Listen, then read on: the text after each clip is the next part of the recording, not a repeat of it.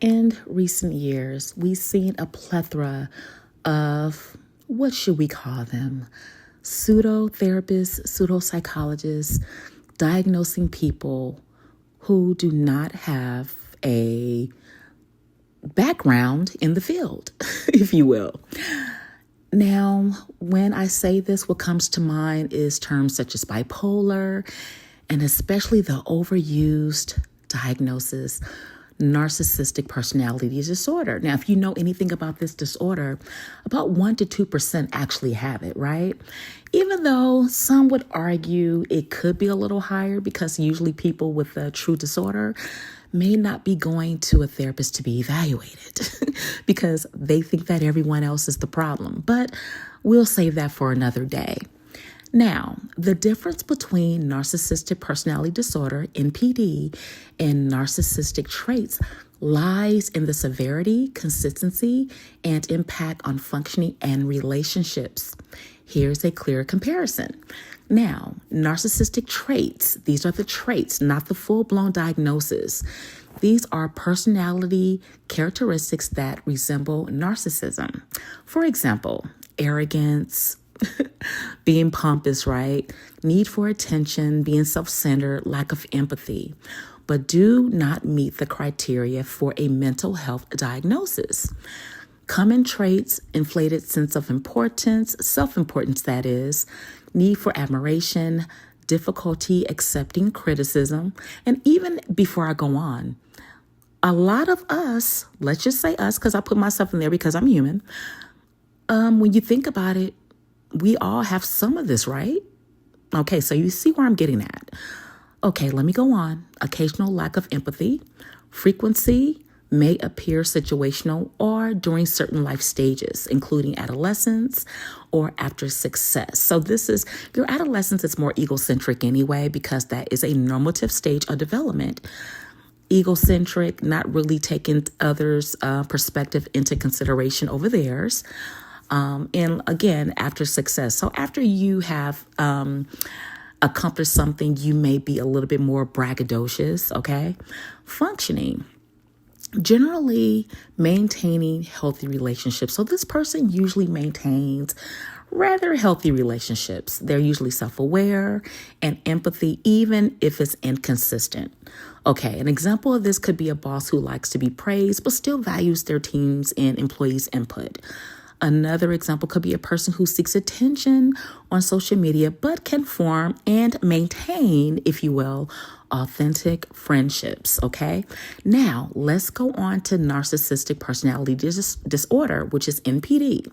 Definition: a diagnosed personality disorder in the DSM-5 characterized by a pervasive pattern of grandiosity. Grandiosity is mean when you just feel like you're so important, you're above everyone, and it's just really abnormal, to be honest with you, because a lot of us have this, and a little of it is actually healthy to have healthy self-esteem.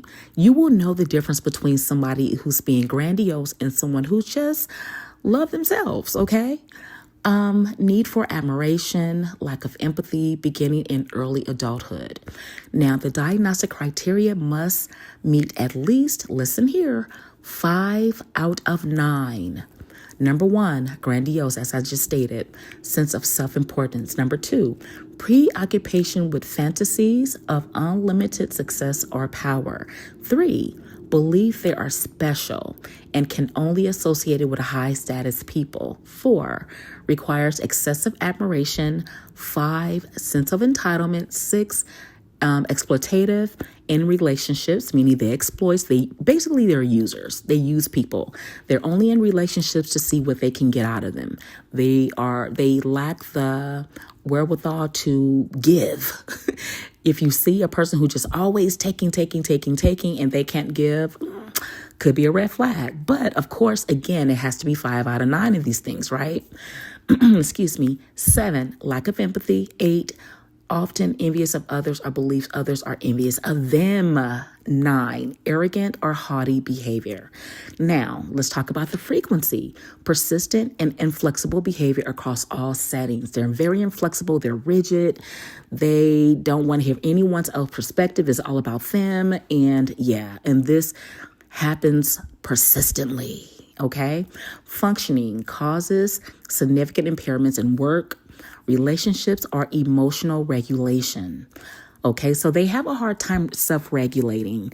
You may see them having fits of rage, violent, and things of that sort, or even just depressed, because that's part of regulation as well. Okay.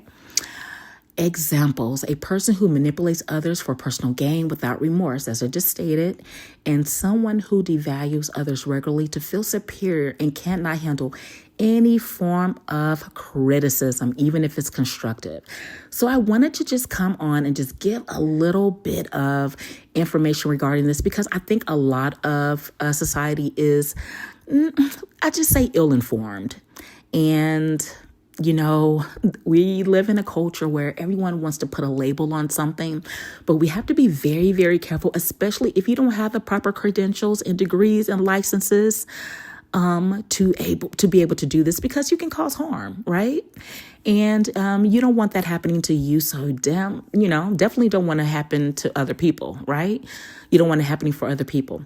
So again, go back and review this video, maybe share with others as well, and know the difference. And again, I don't know if you remember, but earlier in this video, I did say that some of these things are healthy. That's why it has to be 5 out of 9, because if you were to really look in the DSM-5, the statistical manual that us clinicians go by, you will see some of the things that you do. See, the traits is really not about the traits. It's about the severity, the frequency, and if they actually cause any impairments in your daily functioning.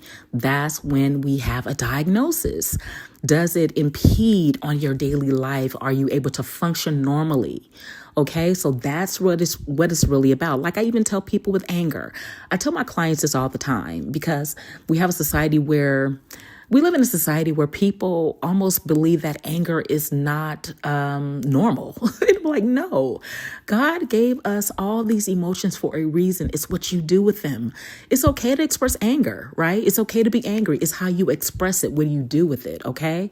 So being sad in its appropriate times, it's okay to be sad and depressed. And I would think something was wrong if you were not sad, if, say, for instance, your loved one passed away. That is very normal. Now, if you're sad about 2 and 3 years and you can't get out of bed because of severity, that's when we have a problem. But when something first happens, you have a death in the family, you lost your job or something like that, it is very normal, okay? So we're looking at the severity, we're looking at the frequency, and if it's impairing your daily functioning. So I hope this helped you. And subscribe, share, like, do what you have to do in the comments.